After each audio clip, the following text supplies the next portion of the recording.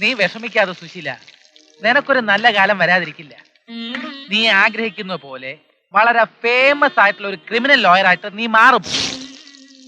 എന്റെ കണക്കൂട്ടില് ശരിയാണെങ്കിൽ അധികം താമസിയാതെ തന്നെ വളരെ പ്രമാദമായിട്ടുള്ള ഒരു കേസ് നിന്നെ തേടി.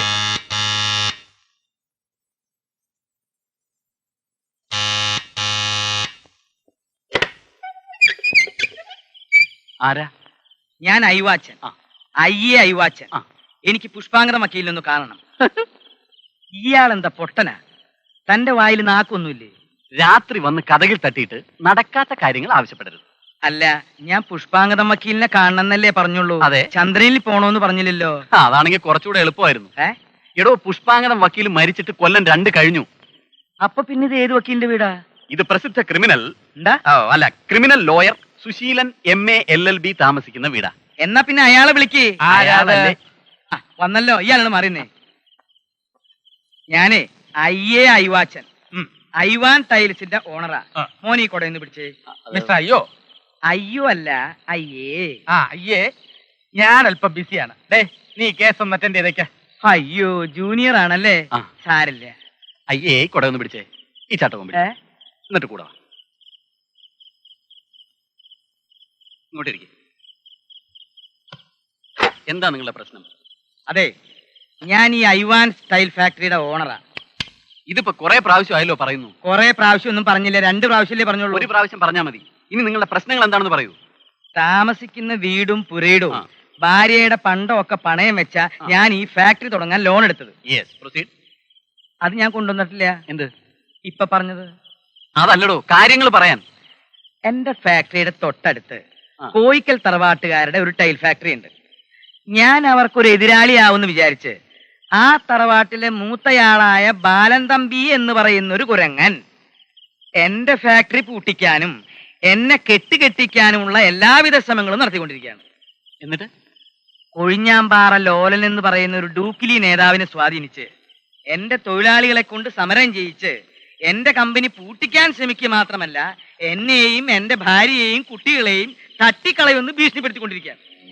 ഭീഷണിപ്പെടുത്തി എന്നുള്ളതിന് സാക്ഷികൾ ആരെങ്കിലും ഉണ്ടോ? റോസി ഉണ്ട്, സണ്ണി ഉണ്ട്, സാറയുണ്ട്. ഇവരക്കാരാ? റോസി എന്റെ ഭാര്യ, പിന്നെ 2 മക്കള്. ഇവരുടെ മൊഴി കോടതി കണക്കിലെടുക്കില്ല. നിഷ്പക്ഷരായ വേറെ ഏതെങ്കിലും സാക്ഷികളുണ്ടോ? എന്റെ കമ്പനിയിലെ തൊഴിലാളികളുണ്ട്. അതുകൊണ്ട് കാര്യമില്ല. നിങ്ങളുടെ തൊഴിലാളികൾ അവരുടെ നേതാവിനെതിരായി ഒരിക്കലും സാക്ഷി പറയില്ല. പറയോ? നോ.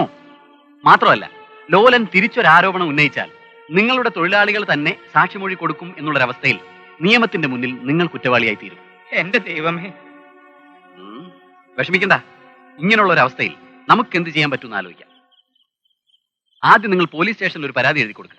കൊടുത്തിട്ടുണ്ട്. എന്നിട്ട് എന്റെ കയ്യിലുണ്ടായിരുന്ന ബാക്കി കാശും അവർ മേടിച്ചെടുത്തു. അതുകൊണ്ടൊന്നും കാര്യമില്ല സാറേ. ഈ പ്രശ്നത്തിൽ ഒരാളും ഇടപെടില്ല. എനിക്ക് വേണ്ടത് ഈ ലോലനെ പൂട്ടാനുള്ളൊരു വഴിയാണ്. അവനെ വെട്ടില് വീഴ്ത്തിയ എന്റെ കമ്പനിയിലെ സമരം അതോടെ പൊളി. അതിനുള്ള വളഞ്ഞ വഴി എന്തെങ്കിലും ഉണ്ടോ? അയവാച്ചൻ ഒരു കാര്യം ചെയ്യും.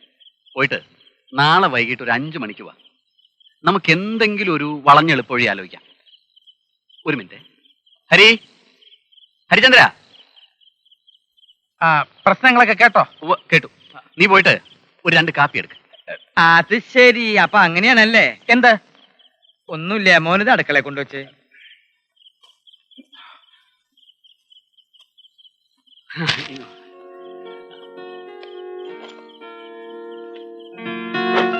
അല്ല, അപ്പൊ കാപ്പി കുടിക്കുന്നില്ലേ? വേണ്ട, ആ ചെക്കന് കൊടുക്ക്. ഹരി, കാപ്പിപ്പൊടി വെച്ചാക്കല്ലേ.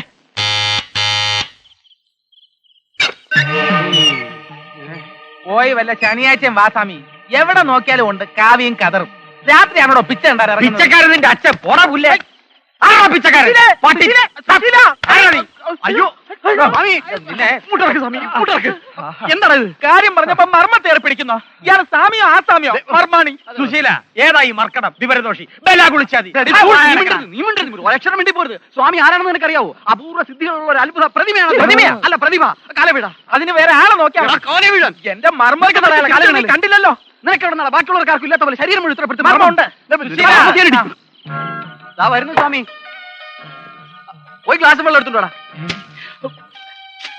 മിലിറ്ററിയാ? എവിടെ നിന്ന് ഒപ്പിച്ചാവോ? ഒരു പട്ടാളക്കാരൻ കൈ നോക്കാൻ വന്നു. എന്നിട്ട് എങ്ങനെയുണ്ട്?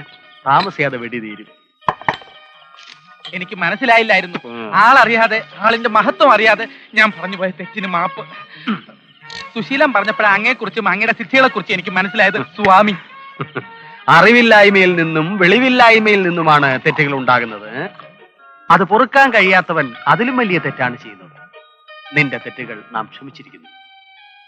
ദാ, ഈ ഗ്ലാസ് അടുക്കളയിൽ കൊണ്ടുവയ്ക്ക്, ഇല്ലേ തട്ടി വീണ് പൊട്ടും. സ്വാമി, ഓടാ, പോയി കുറിക്കാൻ എന്തെങ്കിലും കൊണ്ടുപോടാ. ഓടാ, സ്വാമി പറയുന്ന പോലെ കേൾക്ക്. പോ സ്വാമി, പോയി കുറിക്കാൻ എന്തെങ്കിലും കൊണ്ടുപോടാ, പെറുക്കി. ഓടാ, പോപ്പാ.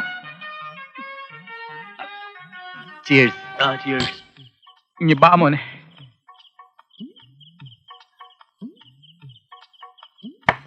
നിനക്ക് കുറിക്കുന്നില്ലടാ, നിന്നെ ഒന്ന് കുറിപ്പിക്കാമടാ പെറുക്കി.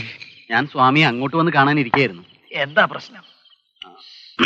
സ്വന്തമായി ഒരു കമ്പനി നടത്തുന്ന ഒരു ഇടത്തരക്കാരൻ മുതലാളി എങ്ങനെയെങ്കിലും ഈ കമ്പനി പൂട്ടിക്കാൻ വേണ്ടി അന്യായമായ ഓരോ ഡിമാൻഡുകൾ ഉന്നയിച്ച് അവിടുത്തെ തൊഴിലാളികളെ സമരത്തിനിറക്കിയിരിക്കുന്ന ഒരു തൊഴിലാളി നേതാവ്. ഇതൊരു സിനിമയുടെ കഥയാണല്ലോ. ഏത് സിനിമയുടെ? Blunder Daniel. സ്വാമി, ഇത് സിനിമയൊന്നുമല്ല, ഞാൻ സീരിയസ് ആയിട്ട് പറയാ. ഓ, സീരിയലാണല്ലേ, പറയൂ. നാട്ടിലെ ചില പ്രമാണികളുടെ പിൻബലത്തിലാണ് ഈ തൊഴിലാളി നേതാവ് കിടന്ന് വിലസുന്നത്. ഗതികെട്ട ഈ മുതലാളിയെ രക്ഷിക്കാൻ എന്തെങ്കിലും ഒരു മാർഗം സ്വാമിയുടെ ദിവ്യദൃഷ്ടിയിൽ തെളിഞ്ഞു കാണുന്നുണ്ടോ? ഒന്നുകൂടെ ഒഴികെ.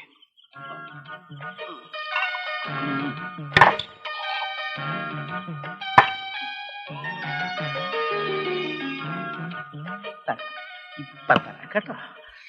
എന്റെ അടുത്തല്ലേ ബിമ്മിട്ട മിക്സർ നീ തിന്നിട്ടില്ലല്ലോടാ കുക്കുടാനെന്താ? ഈ പ്രശ്നത്തിനുള്ള ഒരേ ഒരു ഏക പോംവഴി ആ നേതാവിനെ എന്നേക്കുമായി ഒതുക്കുക എന്നുള്ളതാണ്. അതെ സ്വാമി, അതാണ് വേണ്ടത്. പണക്കാരുടെ പിന്തുണ ഉള്ളത് കൊണ്ട് സാമ്പത്തികമായി അയാളെ ഒതുക്കാൻ ബുദ്ധിമുട്ടാണ്. രാഷ്ട്രീയ നേതാവായതുകൊണ്ട് ശാരീരിക പീഡനത്തിലൂടെ ഒതുക്കാൻ ശ്രമിച്ചാൽ ശ്രമിച്ച മുതലാളി അടികൊണ്ട് പിരിന്നു പോകും. പിന്നെ ഒരേ ഒരു പോംവഴിയേ ഉള്ളൂ, ഏറ്റവും ശക്തവും ബുദ്ധിപൂർവമായ വഴി. മിച്ചർ.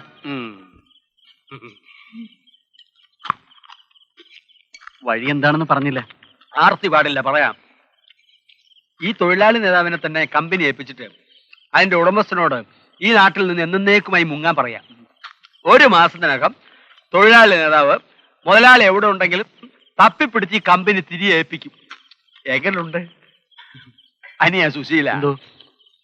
ഈ പെണ്ണും കമ്പനി ഒരുപോലെയാ. വേറൊരാളുടെ കയ്യിലിരിക്കുമ്പോൾ നമുക്ക് സ്വന്തമാക്കാൻ തോന്നും. കൈ കിട്ടിയ വല്ലവന്റെ തലയെ കെട്ടി വെക്കാൻ തോന്നും. ഉണ്ടവന് പാ കിട്ടാഞ്ഞിട്ട്, ഉണ്ണാത്തവന് ഇല കിട്ടാഞ്ഞിട്ട്, അത്രയേ ഉള്ളൂ. ഇല്ലാതെ പൊരിൽ മീതി എല്ലാവർക്കും ആശി വരും. ഇക്കരയ്ക്ക് എന്താ സ്വാമി? എനിക്ക് ഉടനെ ഒരു ഭജനയ്ക്ക് പോണം. സ്വാമി, സ്വാമിയുടെ എന്താടാ? ഈ മണ്ടത്തരം പറഞ്ഞു തരാനാണോ സ്വാമി ഇങ്ങോട്ട് എഴുന്നള്ളിയത്? ഇത് ഞാൻ പറഞ്ഞു തരില്ലായിരുന്നോ? അതല്ലടാ, അയാൾ പറഞ്ഞ മണ്ടത്തരത്തിലും ഒരു ചെറിയ ബുദ്ധി ഒളിഞ്ഞു കിടപ്പുണ്ട്. മനസ്സിലായില്ല. എന്നേക്കുമായി അല്ലാതെ കുറച്ചു നാളത്തേക്ക് നമ്മൾ ഐവാച്ചനെ ഇവിടെ നിന്നൊന്നും മാറ്റി നിർത്തുന്നു. അതുകൊണ്ട് മാത്രം കാര്യമായില്ല. ഐഡിയ, കുറച്ച് ദിവസത്തേക്ക് നമ്മൾ ഐവാച്ചനെ ഒളിവിൽ താമസിപ്പിച്ചാലോ? എന്നിട്ട് ഐവാച്ചനെ കാണാനില്ല എന്ന് പറഞ്ഞൊരു പരസ്യം നമ്മൾ പത്രത്തിൽ കൊടുക്കുന്നു. ഐവാച്ചനെ തട്ടിക്കൊണ്ടുപോയത് ലോലനാണെന്ന് ഒരു പ്രചരണവും നമ്മൾ അയച്ചുവിടുന്നു. എങ്ങനെയുണ്ടോ? പ്രചരണത്തോടൊപ്പം പോലീസ് സ്റ്റേഷനിൽ ഒരു പരാതി, വകുപ്പ് ക്രിമിനലാവും. തൊഴിലാളികൾ ലോലനെതിരായി തിരിയുമ്പോൾ ലോലൻ സമരം പിൻവലിക്കാൻ നിർബന്ധിതനായി തീരും. അങ്ങനെ ഐവാച്ചനെ കുടുംബത്തോടെ തട്ടിക്കളയുമെന്ന ലോലന്റെ ഭീഷണി നമ്മൾ അയാൾക്കെതിരായി തന്നെ ഉപയോഗിക്കും. ഈ കേസോടുകൂടി ഞാനൊരു കേറ്റം കേറുകടാ. എന്താടാ? എനിക്കും ഒരു ചെറിയ ഭജന നടത്തണം. ഭജനെ? സുശീല, മിച്ചറ് കഴിക്കല്ലേ? ഇല്ലടാ. അതില് വിമ്മിട്ടിട്ടുണ്ട്.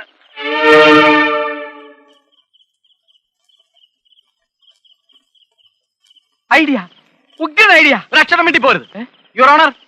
ഇതെല്ലാം എന്റെ കക്ഷിക്കെതിരെ നിരത്തുന്ന വെറും ആരോപണങ്ങൾ മാത്രമാണ്. ഞാൻ ഇവയെ നഖശികാന്തം എതിർക്കുന്നു മാത്രം. നീ എന്താ സ്വപ്നം കണ്ട? കണ്ടു, 2 എണ്ണം. എടാ, ഇതിന്റെ പകുതി മെടുക്കുന്ന ഈ കോടതി മുറി കാണിച്ചെങ്കിൽ എന്ത് വേണം? നീ എന്തൊക്കെ പറയുന്നത്? എനിക്കൊരു ഉഗ്ര ഐഡിയ കിട്ടിയടാ. എന്താ ഐഡിയ? ഐവാച്ചന്റെ ഫോട്ടോ പത്രത്തിൽ വന്നാലുടൻ നമുക്ക് കുറച്ച് കാശുണ്ടാക്കാം. എങ്ങനെ? എനിക്കൊരു അമ്മാവനുണ്ട്, ഒരു പരട്ട നക്കി നായർ. നിന്റെ അമ്മാവെന്ന് പറഞ്ഞാൽ മതിയല്ലോ. ഐവാച്ചന്റെ ഫോട്ടോ പത്രത്തിൽ വന്നാലുടൻ നമ്മൾ അമ്മാവനെ പോയി കാണുന്നു. ഐവാച്ചൻ നമ്മുടെ കസ്റ്റഡിയിലുണ്ടെന്നും അയാളെ പിടിച്ചു കൊടുക്കുന്നവർക്ക് 10,000 രൂപ വീട്ടുകാർ കൊടുക്കാൻ നിശ്ചയിച്ചിരിക്കുകയാണെന്നും നമ്മൾ പറയുന്നു. 5,000 രൂപ അമ്മാവൻ നമുക്ക് തന്നാൽ നമ്മൾ അമ്മാവന്റെ കയ്യിൽ ഐവാച്ചനെ ഏൽപ്പിക്കുമെന്ന് പറയുമ്പോൾ അമ്മാവൻ വീഴുന്നു. ഈ കാണ്ടാമൃഗത്തിന്റെ ചെവിയിൽ വീണ വായിക്കാൻ പോയ എന്നെ വേണം തന്നെ. എടാ, നിനക്ക് വിവരമില്ലെങ്കിലും നീ ഇപ്പൊ പറഞ്ഞതിൽ കാര്യമുണ്ട്. ആ